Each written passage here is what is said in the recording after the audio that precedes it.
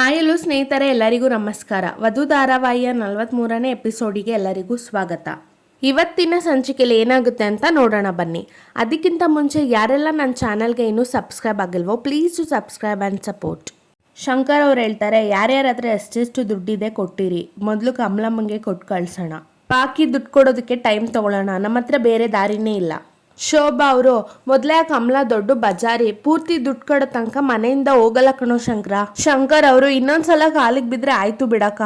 ವಧು ಅವರು, ಅಪ್ಪ ಪದೇ ಪದೇ ನೀವು ಬೇರೆ ಯಾರ ಕಾಲ್ಗೋ ಬೀಳೋದು ನನಗಿಷ್ಟ ಇಲ್ಲ ಅಪ್ಪ.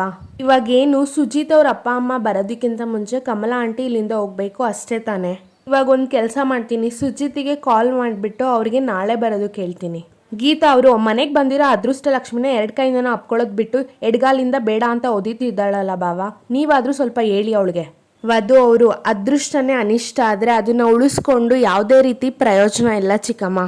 ಶಂಕರ್ ಅವರು, ಬೇಡಮ್ಮ ವಧು, ಈಗ ನೀನು ಅವ್ರಿಗೆ ಫೋನ್ ಮಾಡಿ ಬರಬೇಡ ಅಂತ ಹೇಳಿದ್ರೆ ಹಾಲಿನ ಥರ ಬಂದಿರೋ ಸಂಬಂಧಕ್ಕೆ ನಾವೇ ಉಳಿ ಇದ್ದಂಗೆ ಆಗುತ್ತೆ. ಎಷ್ಟಾಗುತ್ತೋ ಅಷ್ಟು ದುಡ್ಡನ್ನ ಉಣಿಸಿ ಕಮಲಮ್ಮನ್ನ ಕಳ್ಸೋಣ. ನಿನ್ನ ಮದುವೆ ಜವಾಬ್ದಾರಿ ಅಂತೂ ಹೊರಲಿಲ್ಲ, ಈ ಜವಾಬ್ದಾರಿನಾದರೂ ಹೊರ್ತೀನಿ. ಯಾರ್ಯಾರ ಹತ್ರ ಎಷ್ಟೆಷ್ಟು ದುಡ್ಡಿದೆ ಕೊಡಿ. ಗೀತಾ ಅವರು, ನನ್ನ ಹತ್ರ ಒಂದು ಬಿಡಿಗಾಸು ಇಲ್ಲ ಬಾವ, ಬೇಜಾರು ಮಾಡ್ಕೋಬೇಡಿ. ಗೀತಾ ಅವ್ರ ಹಸ್ಬೆಂಡ್ ಹೇಳ್ತಾರೆ, ಅಣ್ಣ ನನ್ನ ಹತ್ರ ಕ್ಯಾಶ್ ಅಂತೂ ಇಲ್ಲ, ಬ್ಯಾಂಕಲ್ಲಿ ಒಂದು 10,000 ಅನ್ನೋಷ್ಟರಲ್ಲಿ ಗೀತಾ ಅವರು, ರೀ ಅದನ್ನು ನಾವು ಮೊನ್ನೆನೇ ದಿಶಾ ಸ್ಕೂಲ್ ಫೀಸ್ಗೆ ಕಟ್ಟಲಿಲ್ವಾ, ಅದಕ್ಕೆ ತಾನೇ ಅವಳಿಗೆ ಪರೀಕ್ಷೆನ ಬರೆಯಕ್ಕೆ ಬಿಟ್ಟಿದ್ದು ಅಂದ ತಕ್ಷಣ ಗಂಡ ಹೆಂಡ್ತಿ ಹೌದು ಹೌದು ಅಂತ ಸುಮ್ಮನೆ ಆಗ್ತಾರೆ. ಶೋಭಾ ಅವ್ರು ಹೇಳ್ತಾರೆ, ಎಲ್ಲೋ ಶಂಕರ, ನನ್ನ ಹತ್ರ ಯಾವುದೂ ದುಡ್ಡಿಲ್ಲ ಕಣೋ, ಮತ್ತೆ ವಾಪಸ್ ಊರಿಗೆ ಹೋಗಿ ಬಸ್ ಚಾರ್ಜ್ಗೆ ಅಂತ 1,000 1,500 ಇಟ್ಕೊಂಡಿದ್ದೀನಿ ಅಷ್ಟೇನೆ, ಅದು ಬಿಟ್ಟರೆ ಬೇರೆ ಯಾವುದೂ ಇಲ್ಲ ಕಣೋ, ಬೇಜಾರು ಮಾಡ್ಕೋಬೇಡ. ವಧು ಅವರು, ಚಿಕ್ಕಪ್ಪ ನನ್ನ ಅಕೌಂಟಲ್ಲಿ 20-30 ಸಾವಿರ ಇರ್ಬೋದು, ಕಾರ್ಡ್ ಕೊಡ್ತೀನಿ ಬಿಡಿಸ್ಕೊಂಡು ಬರ್ತೀರಾ. ಗೀತಾ ಅವ್ರು ಹೇಳ್ತಾರೆ, ರೀ ಬೇಗ ಹೋಗಿ ತಂದ್ಕೊಡಿ ಅಂತ. ಅದಕ್ಕೆ ಅವ್ರ ಗಂಡ ಆಯಿತು ಆಯಿತು ಅಂತ ಹೇಳ್ತಾರೆ. ಇಲ್ಲಿ ಕಮಲಮ್ಮ ಅವರು ಮಲಗಿರ್ತಾರೆ, ಅವ್ರಿಗೆ ಯಾವುದೋ ಒಂದು ಕಾಲ್ ಬರುತ್ತೆ, ರಿಸೀವ್ ಮಾಡಿಬಿಟ್ಟು, ಹಲೋ ಏನು ಹೇಳೆ, ಇನ್ನೂ ನೆಕ್ಲೆಸ್ ಕೊಟ್ಟಿಲ್ಲ, ದುಡ್ಡು ಕೊಡ್ತಾರಂತೆ, ಪ್ರಿಂಟ್ ಹಾಕ್ಸಕ್ಕೆ ಹೋಗಿದ್ದಾರೆ, ರೆಡಿ ಆದ ಕೂಡಲೇ ಪಾರ್ಸಲ್ ತೊಗೊಂಡು ಬರ್ತೀನಿ. ಇವಳೊಂದು ತಲೆ ತಿಂತಾಳೆ ಅಂತ ಫೋನ್ನ ಕಟ್ ಮಾಡ್ತಾರೆ. ಬರೋಬ್ಬರಿ 6 ಲಕ್ಷ ಕೊಡಬೇಕು, ಇಲ್ಲ ಅಂದರೆ ಗ್ರಾಚಾರ ಬಿಡಿಸ್ಬಿಡ್ತೀನಿ. ವಧು ಅವರು ಅವ್ರ ಚಿಕ್ಕಪ್ಪನಿಗೆ ಕಾರ್ಡ್ ಮತ್ತು ಒಂದು ಚೈನ್ ಕೊಡ್ತಾರೆ. ಅವ್ರ ಚಿಕ್ಕಪ್ಪ ಕೇಳ್ತಾರೆ, ಇದೇನಮ್ಮ ಬರೀ ಕಾರ್ಡಲ್ಲಿ ಕ್ಯಾಶ್ ತೊಗೊಬಾ ಅಂದ್ಬಿಟ್ಟು ಚೈನು ಕೊಡ್ತಿದ್ಯಾ. ವಧು ಅವರು, ಚಿಕ್ಕಪ್ಪ ಈ ಚೈನ್ನ ಎಲ್ಲರೂ ಮಾರಿ ದುಡ್ಡಿಸ್ಕೊಂಡು ಬರ್ತೀರಾ. ಶಂಕರ್ ಅವರು, ವಧುಗೆ ಚಿಕ್ಕವಳಿದ್ದಾಗ ಹುಟ್ಟಪ್ಪಕ್ಕೆ ಅಂತ ಹಾಕಿ ಸರ, ಈಗ ಅವಳು ಕತ್ತಿಗೆ ತಾಲಿ ಕಟ್ಟೋ ಸಂದರ್ಭ ಬಂದಾಗ ಅದನ್ನು ಬಿಚ್ಚಿಸ್ಕೊಳ್ಳೋ ಆಗಾಯ್ತು. ಶೋಭಾ ಅವರು, ಶಂಕರು, ಚಿನ್ನ ಇರೋದು ಬರೀ ಹಾಕೊಂಡು ಖುಷಿ ಪಡೋದಕ್ಕಲ್ಲ, ಈ ಥರ ಕಷ್ಟಗಳು ಬಂದಾಗ ಅದನ್ನ ಅಡ್ಬಿಟ್ಟು ಅದರಿಂದ ನಮಗೂ ಏನಾದ್ರು ಉಪಯೋಗ ಆಗಲಿ ಅಂತ. ನೋಡು, ಇವತ್ತು ಇವಳು ಜೀವನ ಚೆನ್ನಾಗಾದ್ರೆ ಹಣ್ಣು ಚೈನ್ ಯಾಕೋ, ವಜ್ರದ ನೆಕ್ಲೆಸ್ಸೇ ಹಾಕೋತಾಳು ಬಿಡು, ಯಾಕೆ ಯೋಚನೆ ಮಾಡ್ತೀಯಾ. ಸಹನಾ ಅವರು, ನಾನು ಸ್ವಲ್ಪ ದುಡ್ಡು ಕೂಡಿಟ್ಟಿದ್ದೆ ತಗೊಳ್ಳಿಯಪ್ಪ ಅಂತ ಕೊಡ್ತಾರೆ. ಶೋಭಾ ಅವರು, ಶಂಕರ ಯಾಕೋ ಕಣ್ಣೀರು ಹಾಕ್ತೀಯಾ, ನೋಡು ನೀ ಹತ್ರ ನನಗೂ ಕಣ್ಣಲ್ಲಿ ನೀರು ಬರುತ್ತಪ್ಪ, ಹಿಂಗೆಲ್ಲ ಅಳ್ಬೇಡ ನೀನು. ಶಂಕರ್ ಅವರು, ಮಕ್ಕಳು ಮುಂದೆ ಅಳೋ ಕೆಟ್ಟ ಪರಿಸ್ಥಿತಿ ಯಾವ ತಂದೆಗೂ ಬರಬಾರ್ದು. ಗೀತಾ ಅವರು, ರೀ ಇನ್ನೂ ಏನು ಮುಖ ನೋಡ್ಕೊಂಡು ನಿಂತಿದ್ದೀರಾ, ಸುಚಿತ್ ಅವ್ರ ಫ್ಯಾಮಿಲಿ ಬರೋದ್ಕಿಂತ ಮುಂಚೆ ಕಮಲಾ ಅವ್ರನ್ನ ಮನೆಯಿಂದ ಆಚೆ ಕಳಿಸ್ಬೇಕು, ಇಲ್ಲದೆ ಹೋದ್ರೆ ಮೊನ್ನೆ ಸುಚಿತ್ ಮುಂದೆ ಯಶೋಮತಿ ಅವ್ರು ಬಂದು ಜಗಳ ಮಾಡ್ದಂಗೆ ಸುಚಿತ್ ಅವ್ರ ಅಪ್ಪ ಅಮ್ಮನ ಮುಂದೆ ಕಮಲಾ ಅವರು ಜಗಳ ಮಾಡ್ತಾರೆ, ಆಮೇಲೆ ನಮ್ಮ ಮನೆ ಮಾನ ಮರ್ಯಾದೆನೇ ಹೋಗೋದು. ಇದು ವಧುವಿನ ಭವಿಷ್ಯದ ಪ್ರಶ್ನೆ. ನಾಳೆ ದಿನ ಇವಳನ್ನ ಮದುವೆ ಮಾಡ್ಕೊಳಕ್ಕೆ ಯಾರು ಮುಂದೆ ಬರೋದಿಲ್ಲ, ಹೋಗಿ ಬೇಗ ಅಂತ ಕಳಿಸ್ತಾರೆ. ಶಂಕರ್ ಅವರು, ಇರು ಮಹಂತು ನಾನು ಬರ್ತೀನಿ, ಮಗಳು ದುಡ್ಡಿಗೆ ಅಲ್ಪ ಸ್ವಲ್ಪ ಅಂತ ದುಡ್ಡು ಸೇರಿಸಿಟ್ಟಿದ್ದೆ, ಇವತ್ತು ಅದಕ್ಕೂ ಮುಕ್ತಿ ಸಿಗುತ್ತೆ. ಶಂಕರ್ ಅವರು, ಕಮಲಾ ಅವ್ರು ಮಲಗಿರ್ತಾರೆ, ಕಮಲಮ್ಮನವ್ರೆ ಅಂತ ಕರೀತಾರೆ. ಅದಕ್ಕೆ ಕಮಲಾ ಅವರು, ನಿದ್ದೆ ಮಾಡ್ತಿದ್ದಾಳೆ ಅಂತ ತಿಳ್ಕೊಬೇಡಿ, ನನಗೆ ನಿದ್ರೆ ಕಾಯಿಲೆ ಇದೆ, ರಾತ್ರಿ ಹೊತ್ತು ಎಚ್ಚರ ಇರ್ತೀನಿ, ಬೆಳಗ್ಗೆ ಹೊತ್ತು ಮಲಗಿರ್ತೀನಿ, ಗೂಬೆ ಥರ ಆಗಿದೆ ನನ್ನ ಜೀವನ, ಅದು ಬಿಟ್ಟಾಕಿ ನೀವೆಲ್ಲ ಹೊರಟಿದ್ದೀರಾ ಈಗ. ಶಂಕರ್ ಅವರು, ಬ್ಯಾಂಕಿಗೆ ಹೊರಟಿದ್ದೀನಿ. ಕಮಲಾ ಅವರು, ಓಹೋ ಅರ್ಥ ಆಯ್ತು ಬಿಡಿ, ಕಷ್ಟಗಾಲದಲ್ಲಿ ಕೂಡಿಟ್ಟಿರೋ ಹಣನ ತಗೊಂಡು ಬರಕ್ಕೆ ಹೋಗ್ತಿದ್ದೀರಾ, ಎಲ್ಲ ಹೊಸ ನೋಟೆ ಇಸ್ಕೊಳ್ಳಿ ಅಂತ ಹೇಳ್ತಾರೆ. ಶಂಕರ್ ಅವರು ಅಲ್ಲಿಂದ ಹೊರಡ್ತಾರೆ. ಆದಿ ಅವರು, ಬ್ರೋ ಎಲ್ಲಿವರೆಗೂ ಬಂತು ನೀನು ಡಿವೋರ್ಸ್ ಮ್ಯಾಟರು, ಅದಕ್ಕೆ ಏನಾದರೂ ಕನ್ವಿನ್ಸ್ ಆಗೋ ಥರ ಇದ್ದಾರಾ. ಸಾರ್ಥಕ್ ಅವರು, ಅವಳೆಲ್ಲಿ ಕನ್ವಿನ್ಸ್ ಆಗ್ತಾಳೆ, ಎಲ್ಲಾರನ್ನೂ ಕನ್ಫ್ಯೂಸ್ ಮಾಡ್ತಾಳೆ. ಆದಿ ಅವರು, ಹಾಗಾದ್ರೆ ಇದೆಲ್ಲ ಸರಿ ಹೋಗಲ್ಲ ಅಂತ ಹೇಳ್ತಿದ್ಯಾ.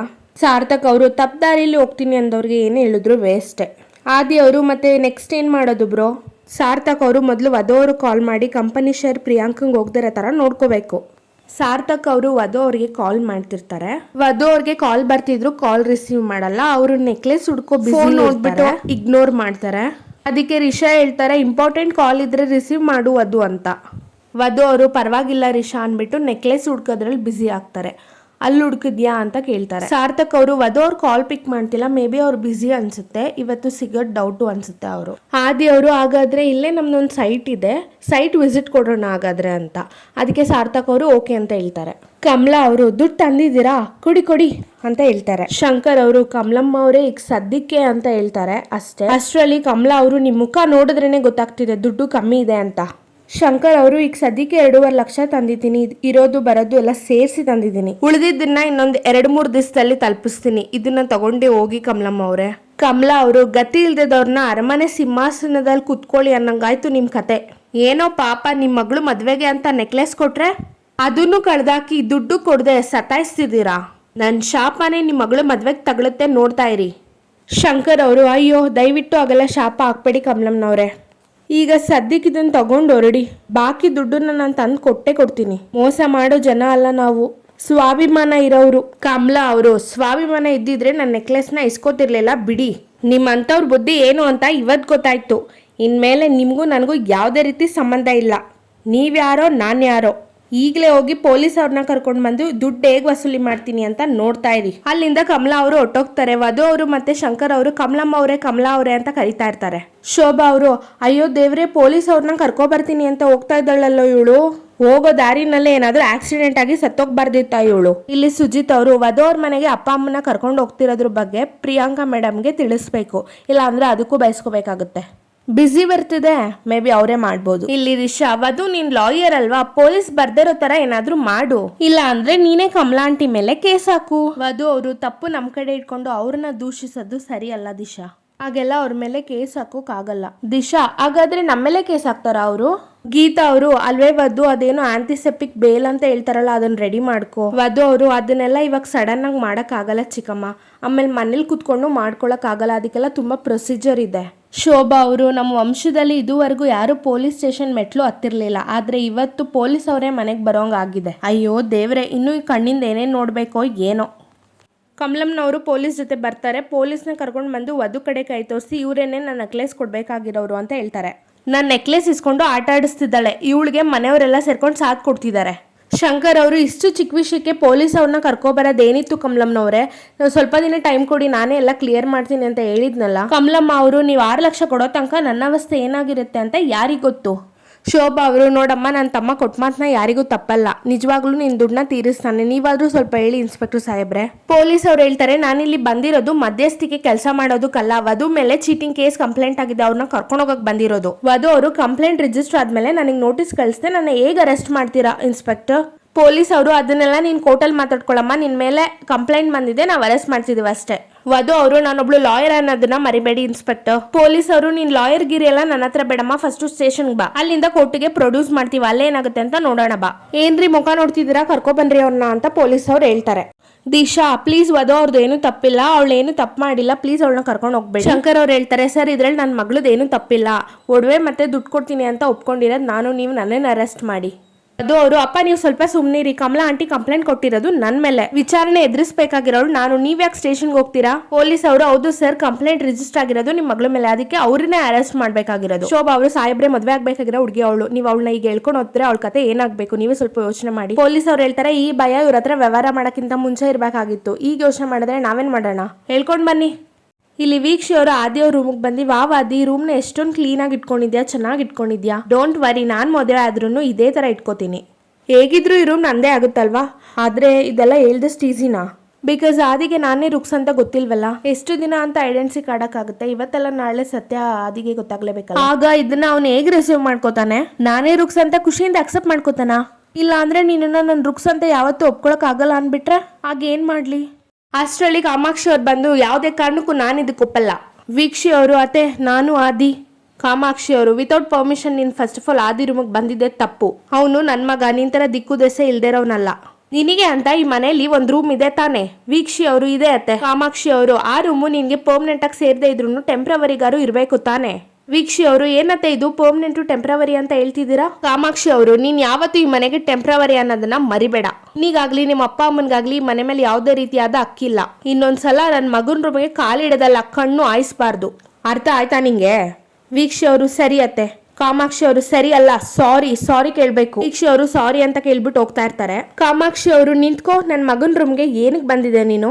ಅಲ್ಲ ಏನ್ ಕದಿಯೋದಕ್ ಬಂದಿದೆ? ಕಾಮಾಕ್ಷಿ ಅವರು ಅದಕ್ಕೆ ಬಂದೆ. ಅಂತದ್ರಲ್ಲಿ ನನ್ ಮಗನ್ ರೂಮಿಗೆ ಬಂದು ನೀನು ತಪ್ಪು ಮಾಡಿದ್ಯಾ. ಮತ್ತೆ ಏನಾದ್ರೂ ಇಂಥ ತಪ್ಪು ಮಾಡಿದ್ರೆ ಶಿಕ್ಷೆ ತಗೊಳಕ್ಕೆ ರೆಡಿ ಆಗಿರ್ಬೇಕಾಗಿರುತ್ತೆ. ಏನ್ ಮುಖ ನೋಡ್ತಿದ್ಯಾ, ಹೋಗು. ಗೀತಾ ಅವರು ಅಯ್ಯೋ ಸುಚಿತ್ ಬಂದ ಅನ್ಸುತ್ತೆ. ಈ ಸ್ಥಿತಿಲಿ ಅವನು ವಧುನೇನಾದ್ರು ನೋಡಿದ್ರೆ ಮದ್ವೆನೆ ಮುರಿದ್ ಬೀಳುತ್ತೆ. ಶಂಕರ್ ಅವರು ನನ್ನ ಮಗಳನ್ನ ಅರೆಸ್ಟ್ ಮಾಡ್ಕೊಂಡು ಕರ್ಕೊಂಡು ಹೋಗ್ತಿದ್ರೆ ಮದುವೆ ಆಗದೆ ಇಲ್ಲೇ ಇರ್ತಾಳೆ ಅನ್ನೋ ಚಿಂತೆ ಕಾಣ್ತಿದ್ಯಾ ನಿನ್ಗೆ? ಕಮಲಾ ಅವರು ಇವಾಗ ನಿಮಗ್ ನೋವಾಗ್ತಿದ್ಯಾ? ನನ್ನ ನೆಕ್ಲೆಸ್ ಕಳ್ಕೊಂಡು ಕೂತಿರ್ಬೇಕಾದ್ರೆ ನನಗೆಷ್ಟು ನೋವಾಗಿರ್ಬೇಡ. ಬೇರೆಯವ್ರ ವಸ್ತುವಿನ ಬೆಲೆ ಏನು ಅಂತ ನಿಮ್ಗೆ ಇವತ್ತು ಅರ್ಥ ಆಗುತ್ತೆ. ಕರ್ಕೊಂಡು ನಡೀರಿ ಸರ್. ಯಾವಾಗ ಇವರು ನನಗೆ ದುಡ್ಡು ಕೊಡ್ತಾರೋ ಅಲ್ಲಿವರೆಗೂ ಸ್ಟೇಷನ್ ಅಲ್ಲೇ ಇಟ್ಕೊಂಡಿರಿ. ಶಂಕರ್ ಅವರು ಏನು ತಪ್ಪು ಮಾಡಿಲ್ದರೆ ನನ್ನ ಮಗಳನ್ನ ಸ್ಟೇಷನ್ ಕಳ್ಸೋದಕ್ಕೆ ನಾನು ಬಿಡೋದಿಲ್ಲ. ಶೋಭಾ ಅವರು ಹೌದು, ನನ್ನ ಸೊಸೆ 4 ಜನರ ಮುಂದೆ ತಲೆ ಎತ್ತಿ ನಡೆಯೋಳು. ಎಲ್ರ ಮುಂದೆ ಅಕ್ಕಪಕ್ಕದ ಮನೆಯವ್ರ ಮುಂದೆ ಎಲ್ಲ ಸ್ಟೇಷನ್ ಕರ್ಕೊಂಡು ಹೋದ್ರೆ ಅದಕ್ಕೆ ನಾವು ಬಿಡಲ್ಲ. ಕಮಲಾ ಅವರು ಇವತ್ತು ಇಷ್ಟು ಯೋಚನೆ ಮಾಡ್ತಿದ್ದೀರಲ್ಲ, ಅವತ್ತೇ ನಾನು ದುಡ್ಡು ಬಿಸಾಕಿದ್ದಿದ್ರೆ ಇವತ್ತು ಇವಳಿಗೆ ಈ ಪರಿಸ್ಥಿತಿ ಬರ್ತಿರ್ಲಿಲ್ಲ. ಶಂಕರ್ ಅವರು ಸ್ವಲ್ಪ ಟೈಮ್ ಕೊಡಿ, ನಾನು ನಿಮ್ಮ ದುಡ್ಡನ್ನ ಸೆಟಲ್ ಮಾಡ್ತೀನಿ. ಆದ್ರೆ ದಯವಿಟ್ಟು ನನ್ನ ಮಗಳನ್ನ ಪೊಲೀಸ್ ಸ್ಟೇಷನ್ ಮೆಟ್ಲು ಹತ್ತಾಗ ಮಾಡಬೇಡಿ, ನಿಮ್ ಕೈ ಮುಗಿತೀನಿ. ಪೊಲೀಸ್ ಅವ್ರು ಹೇಳ್ತಾರೆ ಆರೋಪಿ ಸ್ಥಾನದಲ್ಲಿ ನಿಮ್ಮ ಮಗಳನ್ನ ಇವಾಗ ಕರ್ಕೊಂಡು ಹೋಗಕ್ ಬಿಡ್ಲಿಲ್ಲ ಅಂದ್ರೆ ಮಧ್ಯದಲ್ಲಿ ನೀವು ಬಂದ್ರಿ ಅಂತ ನಿಮ್ನು ಕರ್ಕೊಂಡು ಹೋಗ್ಬೇಕಾಗುತ್ತೆ. ವಧು ಅವ್ರು ಹೇಳ್ತಾರೆ ಅಪ್ಪ ಅತ್ತೆ ನೀವು ದಯವಿಟ್ಟು ಸುಮ್ನಿರಿ, ನಾನು ಆದಷ್ಟು ಬೇಗ ಬರ್ತೀನಿ, ನೀವು ತಲೆ ಕೆಡ್ಸ್ಕೊಬೇಡಿ ಅಂತ. ಪೊಲೀಸ್ ಅವರು ರೀ ಹೇಳ್ಕೊ ಬನ್ರಿ ಅಂತ ಹೇಳ್ತಾರೆ. ಅದಕ್ಕೆ ಮನೆಯವರೆಲ್ಲ ಸರ್ ಏನೇ ಇದ್ರು ಇಲ್ಲೇ ಮಾತಾಡಿ ಅಂತ ಬೇಡ್ಕೋತಿರ್ತಾರೆ. ವಧು ಅವರು ಅವ್ರ ಅಪ್ಪನ ಕೈ ಇಟ್ಕೊಂಡು ಅಪ್ಪ ನೀ ತಲೆ ಕೆಡ್ಸ್ಕೊಬೇಡ, ನಾನು ಆದಷ್ಟು ಬೇಗ ಬರ್ತೀನಿ ಅಂತ ಹೇಳ್ತಾರೆ. ಇದಾಗಿತ್ತು ಇವತ್ತಿನ ಸಂಚಿಕೆ ಸ್ನೇಹಿತರೆ. ನಾಳೆಯ ಸಂಚಿಕೆಯಲ್ಲಿ ಮತ್ತೆ ಸಿಗ್ತೀನಿ. ಎಲ್ಲರಿಗೂ ಧನ್ಯವಾದಗಳು.